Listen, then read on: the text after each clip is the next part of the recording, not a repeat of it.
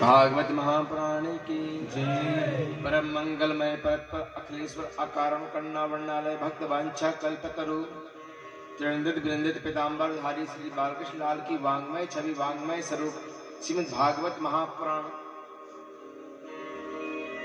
आइए संकीर्तन करते हुए हम भगवान की कथा में प्रवेश करें। मधुराष्टकम स्तोत्र आइए भाव से गुनगुनाते हुए थोड़ा सा अपन आज मधुराष्टकम थोड़ा सा स्पीड में लेते हुए चलेंगे। कथा को आज बहुत लंबा दौड़ाना है आज, तो आइए भाव से गुनगुनाते हुए और जल्दी से कथा में प्रवेश करते हैं। आइए भगवान की मधुरता प्रभु आप ही को कथा करना और आप ही को कथा कराना है, क्योंकि दुल्हा सरकार आप ही हैं, हम तो बराती हैं सरकार। दुल्हन को लाना है तो आप दुल्हा बन के आगे चलेंगे, तो बिना ब्याधा के पहुंचाइए आप।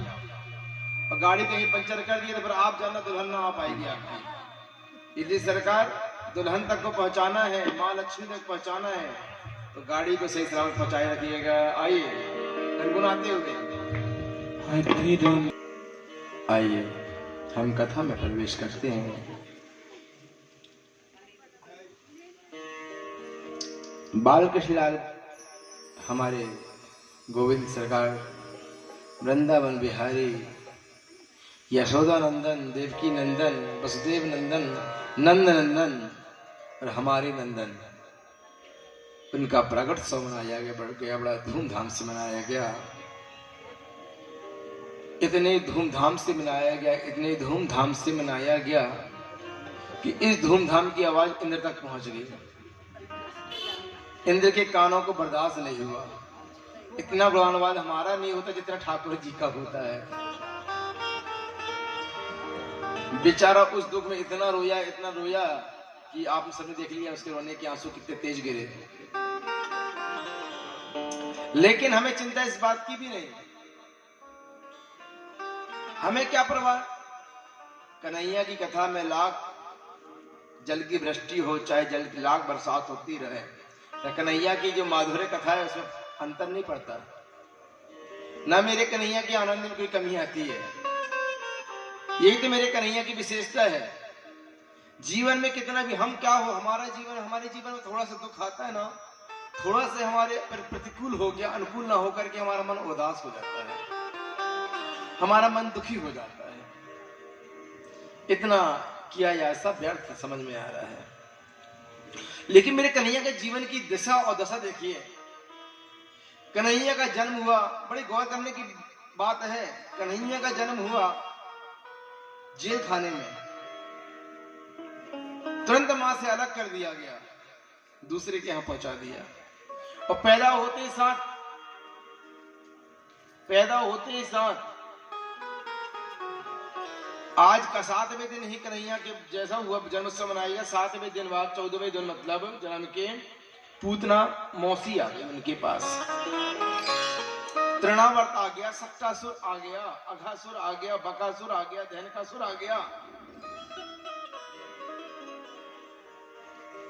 लेकिन मेरे कन्हैया के जीवन में देखिए, कंस को भी मारा, कालियावन राक्षस को भी मारा, कंस को भी मारा, उन्होंने सबको मारा।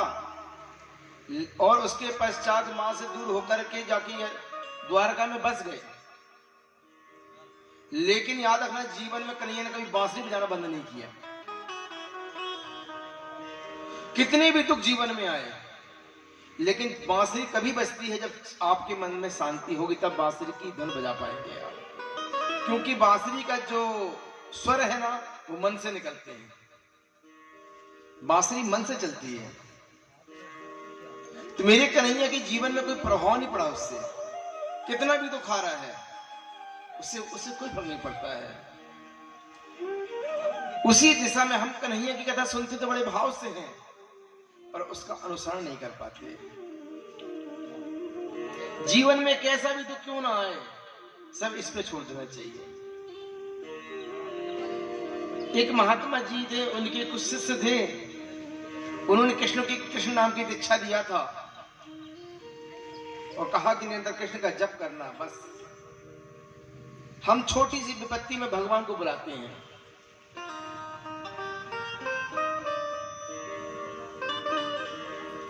आज मैं ध्यान ही कर रहा था, ध्यान कर रहा था तो आज हमारी लक्ष्मी जी कहती है ये काम करो ना, आप माँ लक्ष्मी क्यों याद नहीं कर रहे हो, उनसे बोलो कि कथा में क्यों बाधा पहुंचा रही है। हमने कहा इतने से काम के लिए उनको क्या बोलना फालतू, क्या वो जानती नहीं है क्या कि वो पागल है, कि उनको मालूम ही नहीं है कुछ।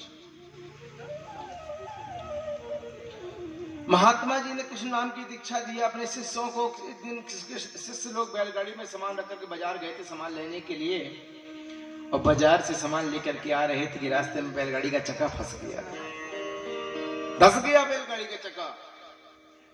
बहुत निकालने का प्रयत्न किया पर निकल नहीं पाया, बड़े परेशान क्या करें। वाइशा में एक महिला ने गुजरी, कहती भैया एक काम करो, यहाँ भैरवनाथ का मंदिर है, 2 रुपए का चना गुड़ ले जाके वहां भेंट कर दो, बैलगाड़ी निकल जाएगी। शिष्य कहता मैं क्यों जाऊं, जब हमारे गुरु जी ने कृष्ण नाम की दीक्षा दिया है तो मैं दूसरे के पास क्यों जाऊं। और दूसरा शिष्य तो भागा गया, 2 रुपए का चना गुड़ लिया, भैरव बाबा मंदिर में जाकर चढ़ा दिया, बैलगाड़ी निकल गई बैलगाड़ी। दूसरा शिष्य क्रोध भर गया, गुरु जी ने कृष्ण नाम की दीक्षा दिया और जी पहुंच गए भैरवनाथ के पास। गया गुरु जी बोले क्या हुआ, बोले आज इसने आपके व्रत का नियम तोड़ दिया, आपकी बातों का उल्लंघन किया इसने। क्यों, क्या किया इसने। गुरु जी आपने हमें कृष्ण नाम की दीक्षा दिया ना, बोले हाँ, जीवन में कृष्ण के सिवा किसी को ना बजना। पर गुरुजी इसने आज भैरव मंदिर में जाकर के भैरवनाथ को 2 रुपए के चना गुड़ चढ़ाया, बैलगाड़ी क्या फंस गई, कृष्ण से आस्था ही टूट गई, जाकर के भैरवनाथ के मंदिर में चला गया। इसे आप बोलिए, इसे दंड दीजिए। गुरुजी मुस्कुराए, अगर कुछ नहीं बोलते हैं तो दूसरा शिष्य गुस्सा हो जाएगा। बुलाया उसे, क्यों इधर आओ, तुमने ऐसा क्यों किया। जब मैंने तुम्हें कृष्ण नाम की दीक्षा दिया तो भैरव मंदिर में क्यों पहुंचे। उस शिष्य ने क्या जवाब दिया, गुरुदेव ले हाँ कहो। गुरुजी यह बतलाइए, जब 2 रुपए में बैलगाड़ी निकल रही है तो अपने कन्हैया को क्यों परेशान करूं फालतू। जब 2 रुपए में बैलगाड़ी निकल जा रही है तो अपने कृष्ण कन्हैया को परेशान क्यों करूं फालतू में। बस यही भाव था गुरुदेव, छोटे से काम में कन्हैया को क्या परेशान करना। सद्गुरुदेव भगवान की जय हो। कहने का भाव, छोटी सी विपत्ति आती है तुरंत अपने इष्ट को पुकारना शुरू कर देते हैं हम। डट करके मुकाबला तो करना चाहिए, डट कर मुकाबला करिए ना। क्या उस बंसी वाले को पता नहीं क्या कि क्या कर सकता है। किसी ने कहा कि आप हाजी लगा दो ना वहां तक, हमारी चिट्ठी लिख करके मंदिर पहुंचाते हैं। क्या उन्हें पता नहीं है तो अंतर्यामी है। अंतर्यामी का मतलब क्या होता है, जो अंदर की समझ जाए वही तो अंतर्यामी है। और मेरे कन्हैया ना भक्ति की परीक्षा भी तो लेते हैं, आपके अंदर धैर्यता कितना है, सहनशील कितना है। मैं बताऊं, जो परीक्षित है हमारे शुक्ला जी, उनका मंत्र कल थोड़ा खिन्न था, सारे परिवार का खिन्न था, और खिन्न होना स्वाभाविक था। इतना बड़ा आयोजन कर रहे हैं, इतना बड़ा परिवार, दिव्य अलौकिक, क्या कहूं, तन मन धन तीनों चीज से समर्पित ये यज्ञ, ऐसा यज्ञ हो कि आनंद में कोई कमी ना रह जाए किसी की। खुद की परवाह नहीं कि हमें क्या हो रहा है, तो दूसरे के आनंद में कमी ना आने पाए, बस यही भाव है। जो आनंद का उमड़ रहा था, जो आनंद में लोग डूबे जा रहे थे, जिस रस के रसिक थे, पिए जा रहे थे, वो रस पीने में कमी ना हो जाए, बस इसी की चिंता में दिन रात भाग रहे हैं। ये व्यवस्था करना, वो व्यवस्था करना, ये मत लाओ, वो पानी खाली करो। ये अद्भुत है परिवार। कन्हैया भी मुस्कुरा रहा हुआ, वाह कितने बड़े बड़े रसिक, तो कितने बड़े प्रेमी हमारे हैं कि बिल्कुल तन मन धन शरीर भी लगा दिए, पैर में चोट भी आ गई तो भी चलने दो, पर सेवा में कमी नहीं होगी। तो कन्हैया की विदाई आ ही जाती है। परमात्मा ही बहुत परीक्षा लेता है, बहुत परीक्षा लेता है, और दुष्टों की नहीं लेगा, अच्छे लोगों की परीक्षा लेता है वो। क्योंकि परमात्मा ना जिस घड़े को स्वीकार करता है उसे ठोक बजा के अच्छे से देखता है, पहले पक्का हो रहा कि नहीं हो रहा, अच्छे आग से तपाएगा, पकाएगा, उसके बाद स्वीकार करेगा। कहीं ऐसा ना हो थोड़ी सी ठोकर में टूट के बिगड़ जाए। ये है मेरी कन्हैया की विशेषता। पूर्ण निष्ठा, पूर्ण विश्वास होना चाहिए इस मुरली वाले का। जब तक विश्वास नहीं है जीवन में ना, कुछ नहीं हो सकता हमें जीवन में। एक राजा की 7 बेटी थे। राजा को बहुत अहंकार था, मैं सब कुछ करता। अपनी पत्नी से, क्यों, तुम्हारा अन्नदाता कौन है? बोले आप। राजा खुश। बेटियों से कहा, बेटी से कहा, बेटी तुम्हारे अन्नदाता कौन, तुम्हारा कौन जीवन उधर पोषण कर रहा? बोले पिताजी आप। छोटी बेटी थी 7वें नंबर की, कहा आप नहीं, नारायण। क्रोध तो हो गया, बोलते नारायण। बोले हाँ। बोले देखता हूं तेरे नारायण क्या कर सकते हैं। क्रोधित तो हो गया। अपनी 6 बेटी का विवाह किया बड़े बड़े राजा महाराजा के साथ। और 7वें नंबर की बेटी जिसमें भगवान ने पूर्ण निष्ठा, पूर्ण विश्वास था, उसका विवाह किया किसके साथ? जंगल में जाकर के भिखारी के साथ।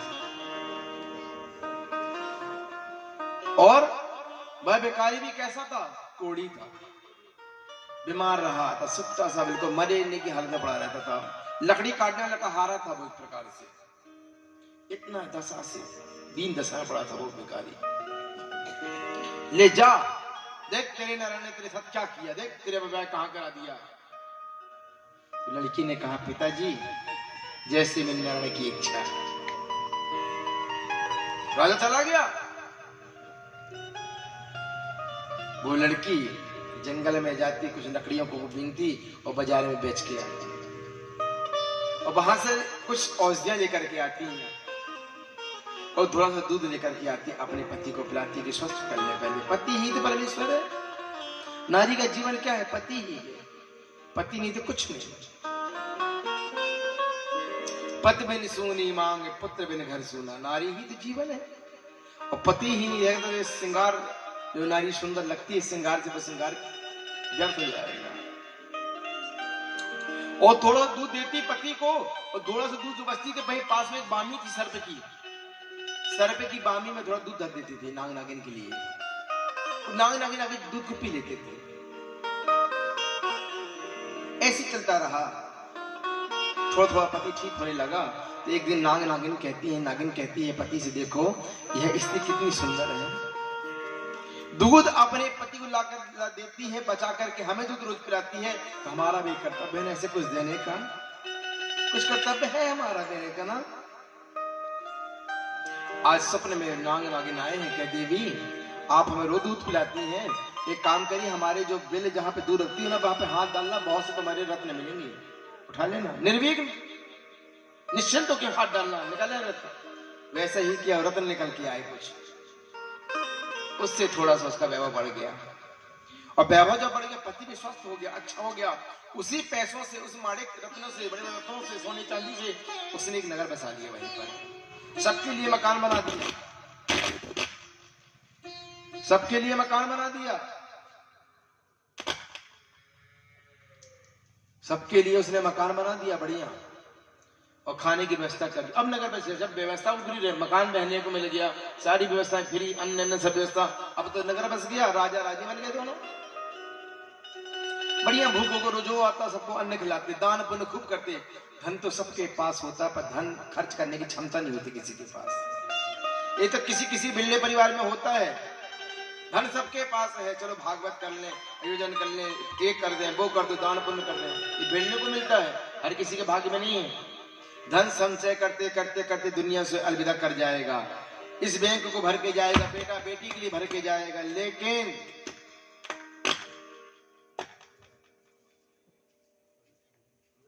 लेकिन अपना बैंक खाली ही रह जाता है। सारे बैंक तो भरता है, लेकिन खुद का बैंक जो जब ऊपर जो काम आता है वो उससे छोड़ देता है। भागवत में गरुड़ पुराण में कहते हैं बैतरणी नदी को पार किया जाता है। गरुड़ पुराण सुना होगा ना किसी ने, बार बार बैतरणी नदी का आता है।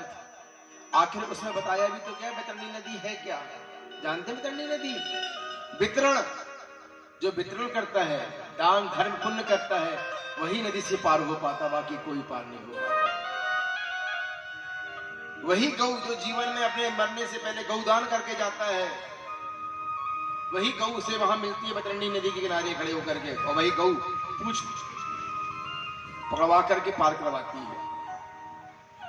और उस बैतरणी नदी जो खून, मवाद, मांस, हड्डियों से पूरी पर्दी बनी हुई है, और जब कोई पुण्यात्मा, दान धर्मी, भागवत कराने वाला, सुनने वाला व्यक्ति जब जाता है ना, जिस नदी में खून, मवाद, पीप भरी हुई है, वो दूध से भर जाती है, अपने आप बदल जाता है।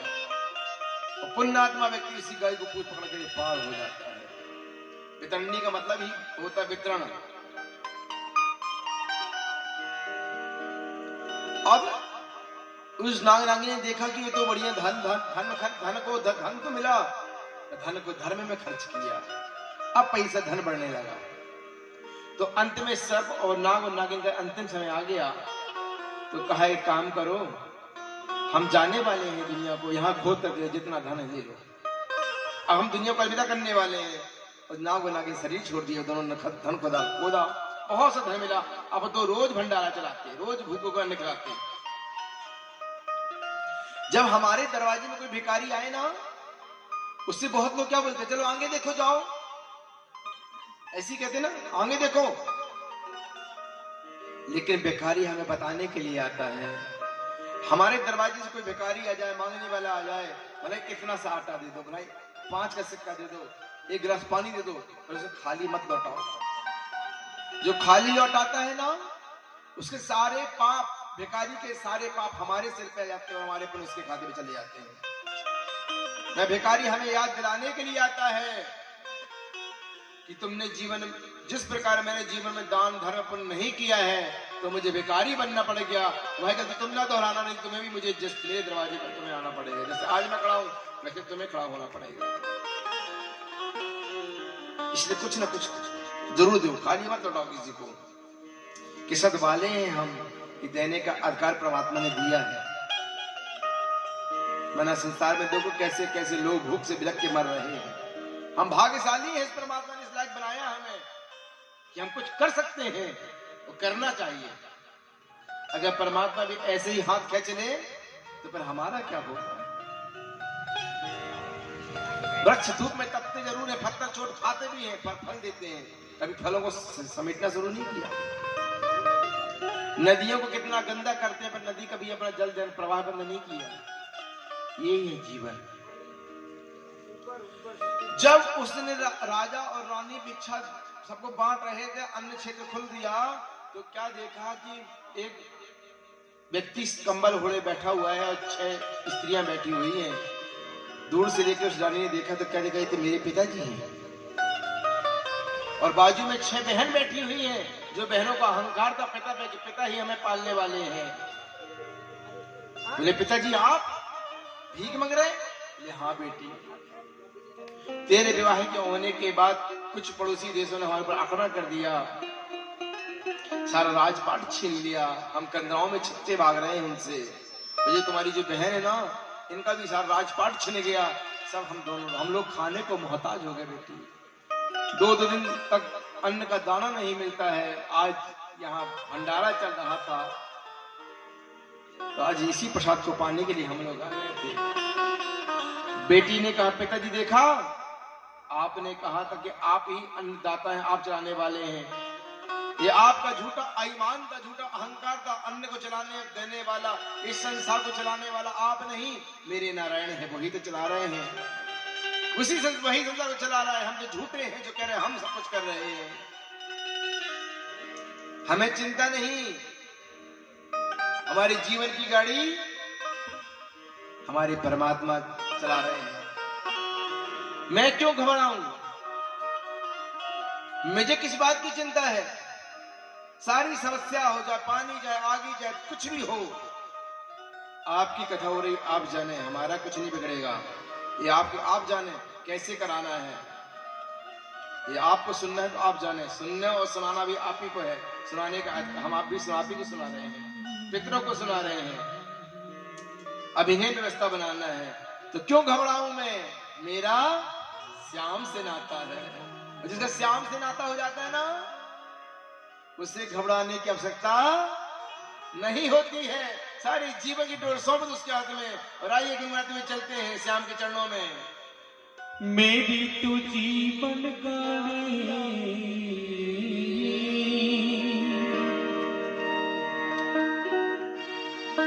मेरी तो जीवन गाड़ी श्याम चलाता है। क्यों घबराऊं मैं, मेरा तो श्याम से नाता है। क्यों घबराऊं मैं, मेरा तो श्याम से नाता है। क्यों घबराऊं मैं, मेरा तो श्याम से नाता है। मेरी ही जीवन गाड़ी, मेरी ही जीवन गाड़ी श्याम चलाता है। क्यों घबराऊं मैं, मेरा तो श्याम से नाता है। हो क्यों घबराऊं मैं, मेरा तो श्याम से नाता है।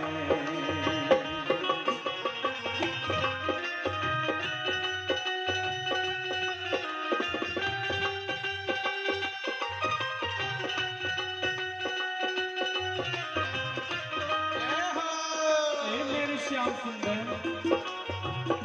सारे जीवन की डोर तेरे हाथ में है, तुझे संभालना है। डुबाना भी तेरे हाथ में है और उबारना भी तेरे हाथ में है। सब कुछ तुझे सौंप दिया। जब जब मुझको पड़ती है बेकार, श्याम हमेशा रहता है तैयार। श्याम ने मुझ पर किया बहुत उपकार, श्याम ही मेरे जीवन का आधार। जब जब मुझको पड़ती है दरकार, श्याम हमेशा रहता है तैयार। श्याम ने मुझ पर किया बहुत उपकार, श्याम ही मेरे जीवन का आधार। दम दम पर मुझ पर अपना, हर दम ये मुझ पर अपना प्यार लुटाता है। हर दम ये मुझ पर अपना, हर दम ये मुझ पर अपना प्यार लुटाता है। क्यों घबराऊं मैं, मेरा तो श्याम से नाता है। क्यों घबराऊं मैं, मेरा तो श्याम से नाता है। क्यों घबराऊं मैं, मेरा तो श्याम से नाता है।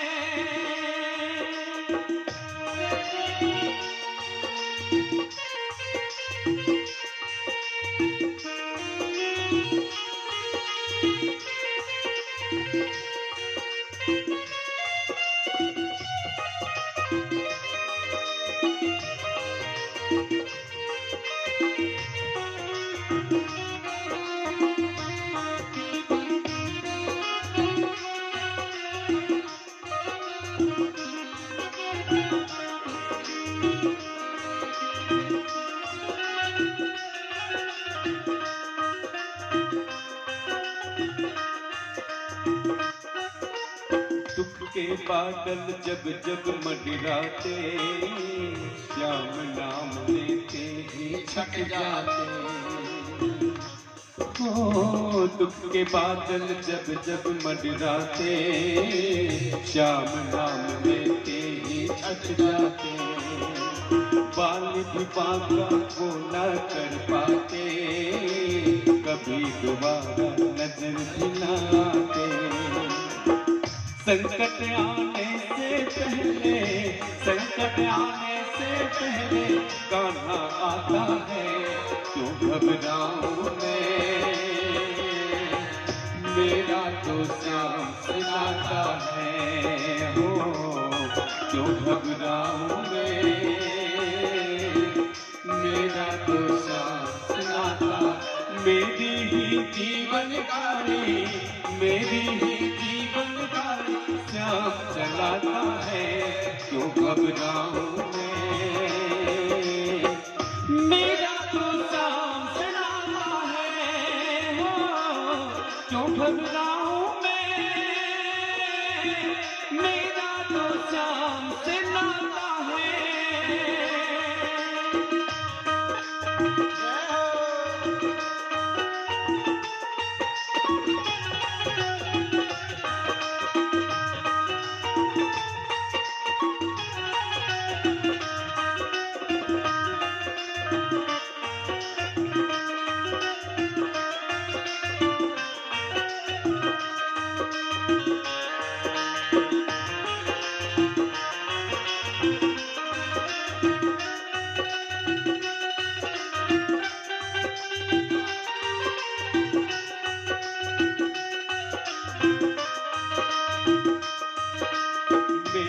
मन में आता है जो ख्याल, श्याम व्यवस्था करता है तत्काल, मेरे मन में आता जो भी ख्याल, श्याम व्यवस्था करता है तत्काल, हर पल मुझको यही रहा संभाल, श्याम कृपा से मैं हूँ माला माल, हर पल मुझको यही रहा संभाल, श्याम कृपा से मैं हूँ माला माल, श्याम के लायक ही नहीं मैं, जिसके लायक ही नहीं मैं, जिसके लायक ही नहीं मैं, वो मिल जाता है, क्यों घबराऊं मैं, मेरा तो श्याम से नाता है, क्यों घबराऊं मैं,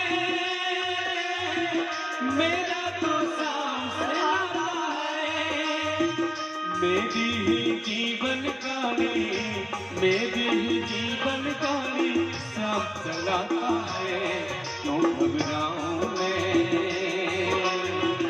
मेरा तो श्याम से नाता है, हो क्यों घबराऊं मैं, मेरा तो श्याम से नाता है। जय हो।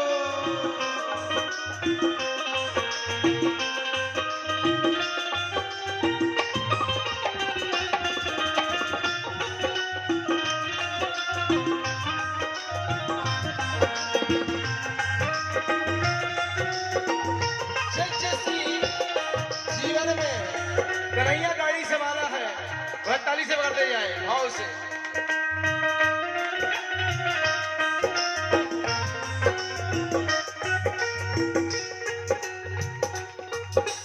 श्याम भरोसे मैं निश्चिंत हूँ, क्यों मैं तो श्याम से आश्रित हूँ, श्याम भरोसे मैं निश्चिंत हूँ, क्योंकि मैं तो श्याम से आश्रित हूँ, श्याम चरण में पूर्ण समर्पित हूँ, इसीलिए मैं सदा सुरक्षित हूँ, श्याम चरण में पूर्ण समर्पित हूँ, इसीलिए मैं सदा सुरक्षित हूँ, जी भर के भक्तों को ये, जी भर के भक्तों को ये प्यार लगाता है, क्यों घबराऊं मैं, मेरा तो श्याम से नाता है, हो क्यों घबराऊं मैं, मेरा तो श्याम से नाता है, मेरी ही जीवन गाड़ी, मेरी ही जीवन गाड़ी श्याम चलाता है, क्यों घबराऊं मैं, मेरा तो श्याम से नाता है, क्यों घबराऊं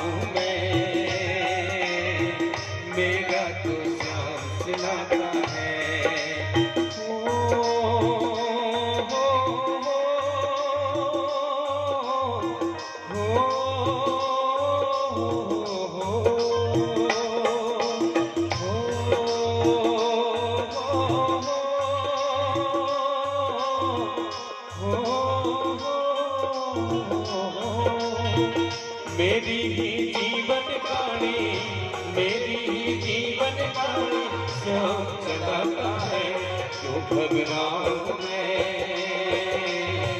मेरा तो श्याम से नाता है, क्यों घबराऊं मैं,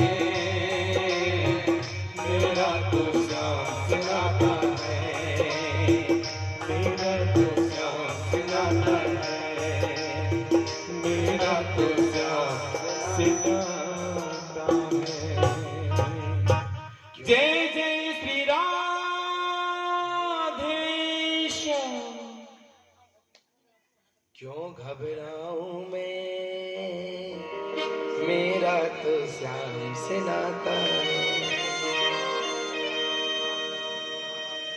जीवन की सारी बागडोर उस कन्हैया के चरणों में छोड़ दो, फिर देखो जीवन की गाड़ी। जिस प्रकार महाभारत के युद्ध में अर्जुन ने अपने जीवन के रथ की जो गाड़ी है ना, किसके हाथ में सौंपा था? कृष्ण के हाथ पे। और जैसे कृष्ण के हाथ में रथ के सौंपा, मेरा कन्हैया सारे शत्रुओं से बचाता हुआ अंत में विजय की ओर ले गया। उसी प्रकार जीवन की हर चीज में सुख हो चाहे दुख हो, और परमात्मा को सोचो। मैं आपको बताऊं एक बहुत बड़ी बात, आप लोग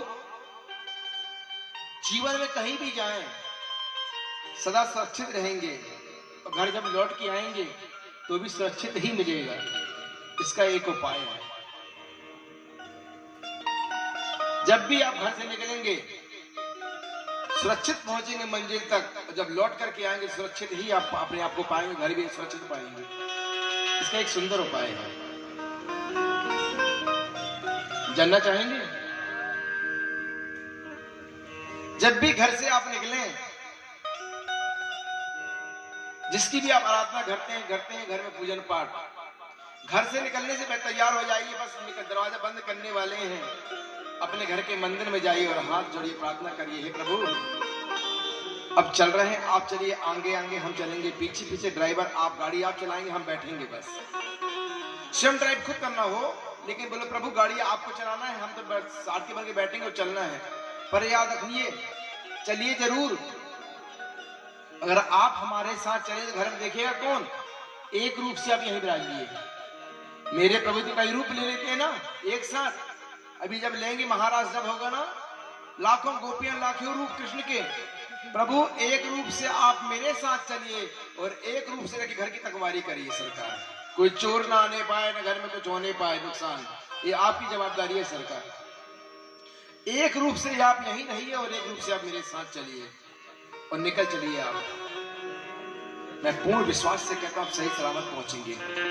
कितनी भी बड़ी विपत्ति क्यों ना आ जाए, आपकी गाड़ी का पंचर नहीं हो सकती, तय है। और पंचर अगर होना भी होगा तो जहां दुकान होगी वहीं पंचर होगा, उसके पहले पंचर नहीं हो सकती आपकी गाड़ी, पक्का है, तय है। ये प्रैक्टिकल है, नॉट थ्योरी, प्रेजेंट प्रैक्टिकल। आपके साथ रह के हम भी इंग्लिश सीखते जा रहे हैं।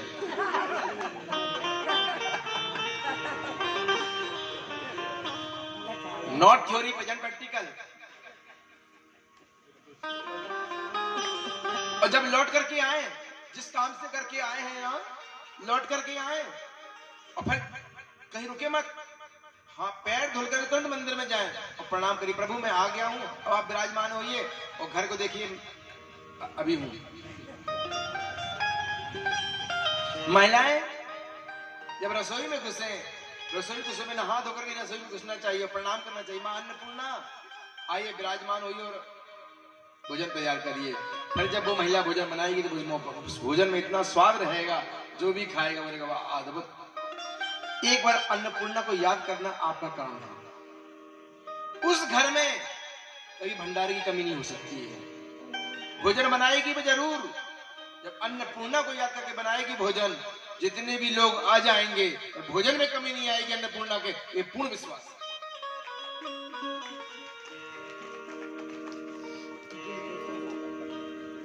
ये है जीवन का सबसे बड़ा सुंदर राज। दूसरी बात, मैं देखता हूं हम लोग कई लोगों को तिलक करते हैं, ब्राह्मणों को, गुरुओं को तिलक करते हैं हम लोग। महिला खुद को टीका लगाती हैं, खुद उसी हाथ से लगाएंगे, उसी हाथ से भगवान को लगाती हैं, करती है ना। किसी को तिलक लगाना हो तो इसी से लगाती है ना आप लोग, गलत कहती हैं आप लोग।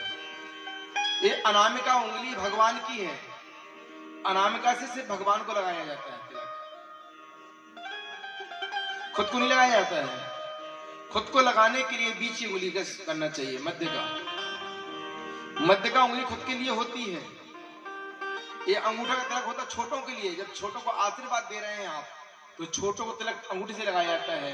कोई ब्राह्मण संत गुरु को जब तिलक करे तो जिस उंगली से भगवान को लगाते हैं उसी उंगली से लगाना चाहिए ब्राह्मणों को, गुरुओं को, भगवान को। क्यों? गुरु और ब्राह्मण भी भगवान के जैसे पूजनीय है। इस उंगली से मतलब आशीर्वाद दे रहे हैं हम तो पाप के भागी बन रहे हैं। हमें समर्थ नहीं कि हम गुरु को ज्ञान दे सकते हैं। गुरु तो रूप अपने आप में पूर्ण प्रकाश बन करके बैठा है। इससे गुरु को लगाएं, संत को लगाएं, महात्माओं को लगाएं, ब्राह्मणों को लगाएं। इस उंगली से खुद को लगाएं। इस उंगली से, तर्जनी उंगली से पितरों को लगाया जाता है, प्रेतों को, पितरों को इस उंगली से लगाया जाता है। ये बीच की उंगली खुद के लिए है, ये अनामिका संत, महात्मा, ब्राह्मण भगवान के लिए है। और इस उंगली से अगर आपकी पत्नी है तो पत्नी को लगाओ इस उंगली से बाजू में। जब पहले भामर होती थी ना तो छिंगली को पकड़ाया जाता था, फिर भामर होती थी छिंगली पकड़ करके, क्योंकि यह उंगली पत्नी की होती है। और जब पिता अपने बच्चे को जब घुमाने जाता है, छोटे बच्चे को चलाता है ना, ये छिंगली पकड़वाएगा, घुमाता है ना, ये पकड़ाएगा ना वो पकड़ाएगा, छिंगली पकड़ा देगा वो, चलो। सही बात है ना? क्योंकि छिंगली पत्नी की होती है, माँ की होती है, बच्चे की माँ की होती है। और बिना माँ के बल से बच्चा चल नहीं सकता, बगैर माँ के बच्चा चल नहीं सकता। तो इस उंगली से पत्नी की उंगली होती है। बोलना पड़ेगा राधे, जोर से बोलना पड़ेगा, इतनी आवाज चली जाए कि जितने घर में बैठे भागते भागते यहाँ चले जाए, बोले हाँ कथा हो रही है आज।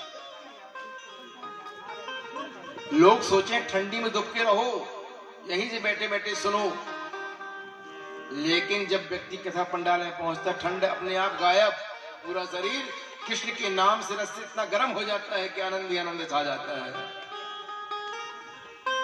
तो आइए, यहां भगवान कृपा करते हैं। जब जन्मोत्सव मनाया गया बड़ा धूमधाम से, सारे ब्रजवासी मनाते हैं। कन्हैया हमारे थोड़े बड़े होते हैं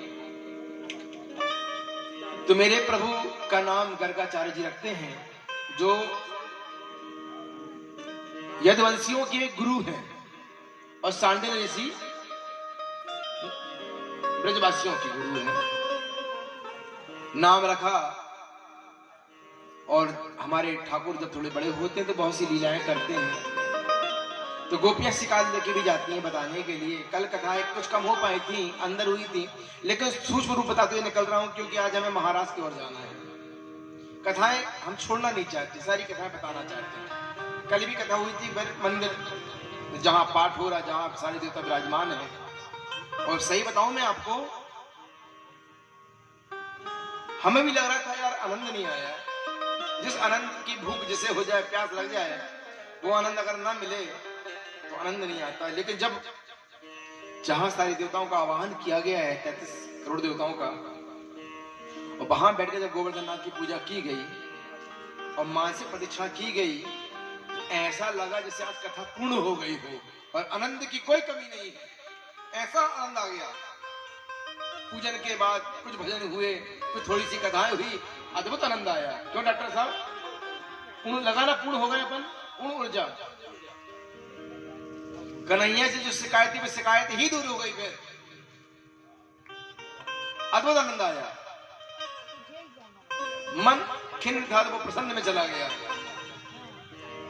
तो फिर प्रभु गोपियां जाती शिकायत करने के लिए कि वत्स्यान मुंचन क्वचित समये क्रोश संजात हासः स्तेयं स्वाद्वत्यद्दीपया कल्पतैस्ते योगै मरकान् भोक्षन् विभजति सात से नति भांडम विनत्ति द्रव्य लाभे सा ग्रही कोपितो यत्तोपकोसतो का। मैया, अरे ओ मैया, गोपियां, सारी गोपियां यमुना किनारे खड़ी होकर के कृष्ण से मिलने की लालसा से एक बहाना बनाती हैं कि कृष्ण से कैसे मिला जाए। कृष्ण छोटे से है ना, तो कैसे मिले। और मेरे कन्हैया जब 1 साल के हुए थे कि मैया की जो देहरी है, डेहरी थोड़ा ऊंची है, कन्हैया जैसी पार करना चाह रहे हैं, घुटन घुरवन चल करके लटक गए बीच देहरी में, यहाँ के ना वहां के, लटक गए बीच में। वाई समय देवर्षि नारद और सांडिल्य ऋषि गुजर रहे थे। कहते अरे बड़े बड़े ऋषियों, योगी, जति, संत, महात्माओं, क्या नाक बंद करके ध्यान में बैठे हुए देख लो, आज जो ब्रह्मांड नायक, अखिल ब्रह्मांड नायक जो दुनिया को तारता है, आज खुद मैया यशोदा की देहरी में लटका हुआ है। शेष महेश गणेश दिनेश सुरेशों जाहि निरंतर धावे, शेष गणेश दिनेश सुरेशों जाहि निरंतर धावे। जिसको बड़े बड़े संत, महात्मा, योगी, संत, शेष महेश शंकर जैसे ध्यान में, और ध्यान करते जरूर हैं, पर ध्यान में मेरे कन्हैया नहीं आते। तो वही कन्हैया मैया की देहरी में लटके हैं, बीच में रो रहे हैं कि यहाँ कोई ना, यहाँ ना उस पार, बीच में लटके कोई पार कर दे। तो कह रहे हैं नारद जी, शेष महेश गणेश दिनेश शेषों जाहि निरंतर दावे। वही ब्रजवासी ताही अहीर की छोहरिया छछिया पर छाछ में नाच नचा। एक माखन के लोने पे कन्हैया, एक माखन के लोनो दूंगी, थोड़ा नाच की ठुमका लगा के दिखा दे। सरकार ठुमका लगा के नाच रहे हैं एक माखन के लोने के लिए। एक बार कन्हैया, एक गोपी आई कृष्ण से मिलने के बहाने से, मैया मैया थोड़ा सा गोबर मिल जाएगा कंडा थापने के लिए। तो मैया कहती गोबर की कमी है, ले जा जितना लगे। पर कन्हैया कहते नहीं मैया, खबरदार, नहीं दे सकती हो, गिनती के भाव से कितनी टुकड़ियां ले आओगी उतने मक्खन के लोना देना पड़ेगा। गोपी से सेट कर लिए, बोले हाँ हाँ। एक टुकड़ियां ले गई, लेके आई कि कन्हैया के देखने को बहाना मिल जाए, गोपियों को बहाना है, गोपियों को गोबर की कमी है क्या ब्रज में। एक टुकड़ियां लेके गई है, रखी है, फिर दूसरी टुकड़ियां में आ गई। कन्हैया कहती कितनी, रे गोपी कितनी बार होगा। बोले एक बार। बोले हिसाब के हिसाब गड़बड़ हो जाएगा तो। बोले कन्हैया एक काम करेंगे। बोले हाँ। बोले जितनी बार जाऊंगी उतनी बार मैं गोबर का टिक्का लगाऊंगी माथे पे, गिनती गिन लेना। एक बार लगाए, एक टिक्का लगाए, करते करते कितने टिक्का, पूरे गोबर गणेश बन गया मेरी सरकार। अब गिनती करने बैठे, गिनती की नहीं है। बोले इतना हो गया, उतना गोबर का माखन का लाना दो। बोले कन्हैया पहले नाच के दिखाओ। और कन्हैया नाच ही रहे थे, वाई समय की मक्खी आके बैठी, और जैसी हाथ फेरे पूरा गोबर छप गया। अब गोपी कहती कन्हैया हिसाब कहां से लाए। बोले हिसाब गड़बड़ हो गया। वो है मेरे कन्हैया, एक माखन की, जिनके यहाँ लाखों गैया हैं, लेकिन एक माखन के लिए नहीं, गोपी के घर जा रहे हैं। वत्सान मंचन क्वचित समय, सारी गोपियों ने मटका को भिरत्याम फोड़ा, मैया के पास शिकार जगह पहुंच गई। मैया तेरे लाला ने नाक में दम करके रखी हो।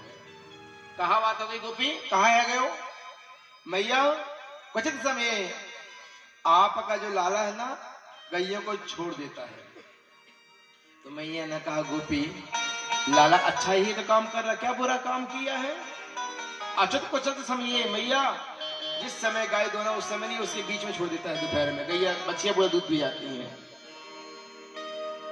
और रोज संजाता हासा, मैया जब हम चिल्लाती है ना, तो दूर से हमें चिढ़ाता है और कहता है और करूंगा, ऐसे ही करूंगा, और करूंगा। और मैया इतना ही नहीं, नदी पया कल्पते, और घर घर जाता है, दही की मटकियों को फोड़ देता है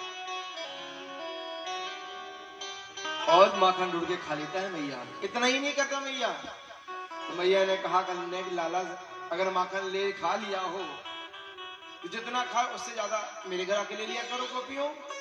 मैया खाने की कमी नहीं, जितना खाना खाए, खाता तो जरूर है, अपने ग्वाल वालों को भी खिलाएगा, बंदरों को भी खिलाएगा।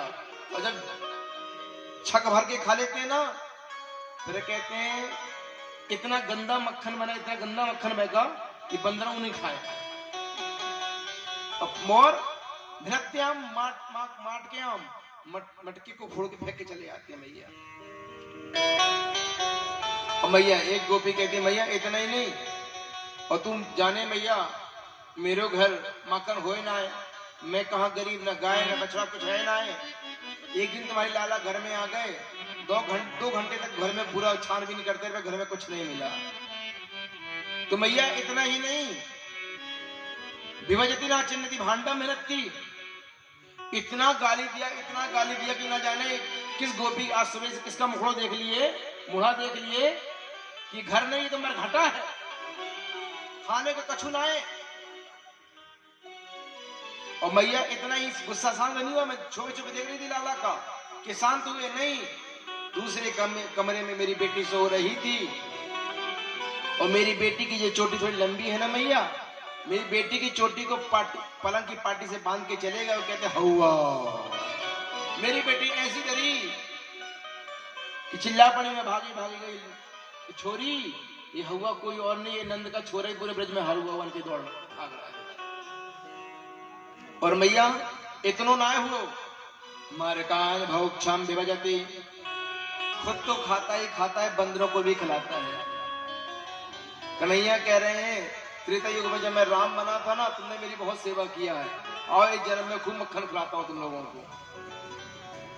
और मैया एक बार की कहा बताएं, मेरे घर में मेरे पति का जन्मदिन था, तो मैं सोची भगवान सत्यनारायण की कथा कर लूं। पटा रखी भगवान को जमाने के लिए, और तुम्हारे एक नेक से लाला, 5 हाथ के लाला, बिलांद भर लाला है 5 हाथ के, और जाके पटा बैठ गए हैं। बोलते गोपी मुंह को भूख लगी है, कुछ खाने को मिलेगो? मैंने कहा लाला अभी ना मिलेगो, पहले भगवान सत्यनारायण की पूजा हो है वो, उसके बाद आपको खाने को मिलेगो। कहते हैं मैया कब मेरे से बड़ा भी कोई भगवान है का? बोले हाँ लाला। मैया कहा बताएं, मैं लग गई रसोई में पंजीरी भूनने के लिए, भाई के लाला आपके लाला भागे गए, 2 कुत्ते के पिल्लों को लाके बिठा दिया पटों। कहते मैया गोपी देख भगवान सत्यनारायण भगवान बैठे तेरे। और मैया रात्रि के समय जब मैं लाला को चिल्ला के भगाई, तो लाला इतने गुस्से में आए गोद में, कहते गोपी जो होगा सो होगा, देखा जो देख लूंगा मैं, तुझे बताऊंगा, मैं देख लूंगा। और रात में मैया कहा बात बताएं, तू जाने हैं मेरे पति की दाढ़ी बहुत लंबी है, तो रात में खिड़की से न जाने कैसे कूद के आ गए, रात में सोते हुए मेरी चोटी और मेरी पति की दाढ़ी दोनों को बांध दिया साथ में। और रात में मेरे पति को लगी प्यास, जब बोले लेने के लिए गए पानी, और जैसे कहते उनकी दाढ़ी नुची और मेरे बाल नुची। जो खाने को दो तो दिक्कत है, नहीं देते हैं तो दिक्कत है, हम तो परेशान हो गए मैया। नंदरानी कन्हैया बिगड़ गयो दी, ए नंदरानी कन्हैया बिगड़ गयो दी, मेरी मटकी उलट के पलट गयो दी, मेरी मटकी उलट के पलट गयो दी, मेरी मटकी उलट के पलट गयो दी, नंदरानी कन्हैया बिगड़ गयो दी, नंदरानी कन्हैया बिगड़ गयो दी, मेरी मटकी उलट के पलट गयो दी, मेरी मटकी उलट के पलट गयो दी।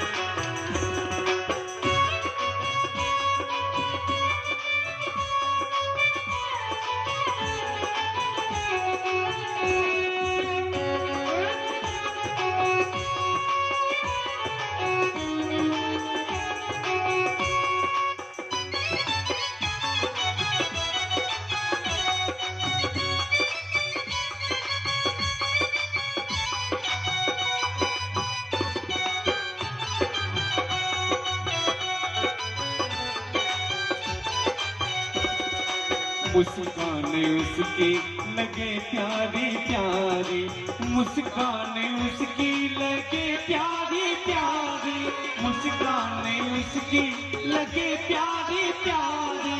दीवानी हुई उसकी सारी ब्रजरानी, दीवानी हुई उसकी सारी ब्रजरानी। एक बंशी में, एक बंशी में, एक बंशी में जीरा अटक गयो दी, एक बंशी में जीरा अटक गयो दी। मेरी मटकी उलट के पलट गयो दी, मेरी मटकी उलट के पलट गयो दी।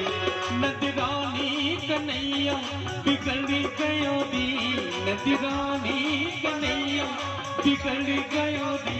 मेरी मटकी उलट के पलट गयो दी, मेरी मटकी उलट के पलट गयो दी। जय हो नंद के लाला की।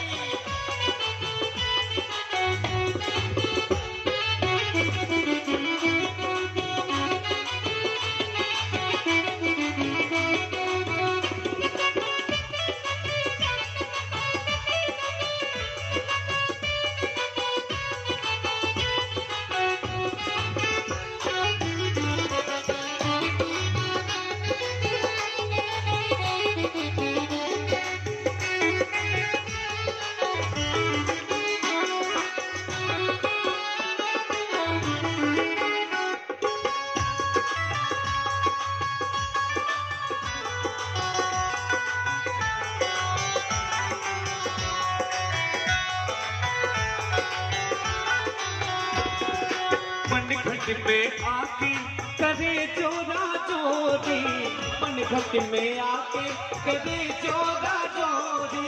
चुपके से आके करे चीरे चोरी, चुपके से आके करे चीरे चोरी।